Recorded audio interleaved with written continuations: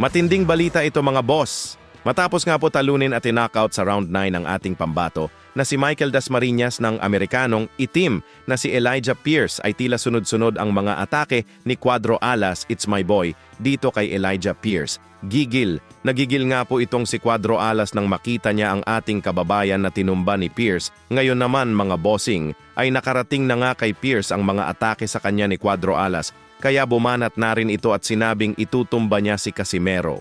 Birada pa nitong si Pierce mga boss, nakita niya na daw sa personal si Cuadro Alas at sobrang liit na tao umano ito para sa kanya, kaya wag daw magdadahilan si Casimero kapag winasak niya ito. Dagdag birada pa sa post ni Pierce sa kanyang Instagram na tila nakikiusap ito sa kanyang promoter na si Gibbons na kung maari maikasa ang kanilang laban kung gusto daw nilang makita na i-knockout niya si Casimero. Birada pa ni Pierce ay mataas daw ang kanyang respeto at pagmamahal niya sa bansang Pilipinas. Pero gusto daw niya talagang pulbusin si Casimero, habang sinasabihan naman itong si Pierce ng iba na hindi si Cuadro Alas ang nagpo-post sa page na yan, kundi ang kanyang brother coach na si Jason Casimero. Sumagot naman si Pierce na pati daw si Jason Casimero ay kanyang itutumba.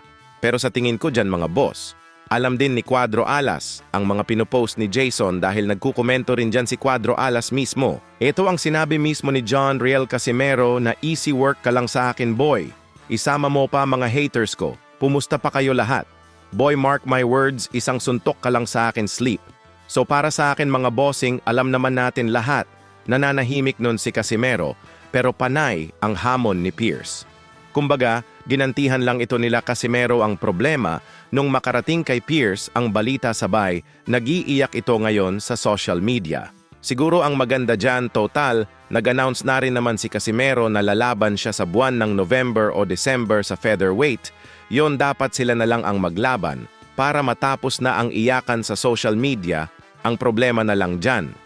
Kung papayag ba si Gibbons na ilalaban ang bata nilang si Pierce kay Casimero. Samantala mga bossing, ito po ang isa sa mga highlights sa laban ng former sparring partner ni John Riel, Cuadro Alas Casimero na si Joey Tilbe, under legal na Kamao Boxing Gym ni Boss Rich Don. Pareho nga po mga undefeated itong dalawa nating mga pambato na nagsasalpukan sa blow by blow na ginanap sa Mandaluyong City nitong July 27 kung saan nasungkit nitong si Joey Tilbe ang panalo via split decision.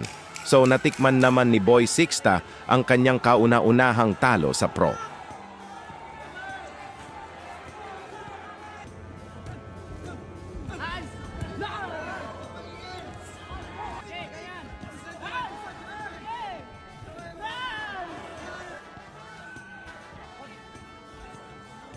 Wag mangingan, Joey! Joey!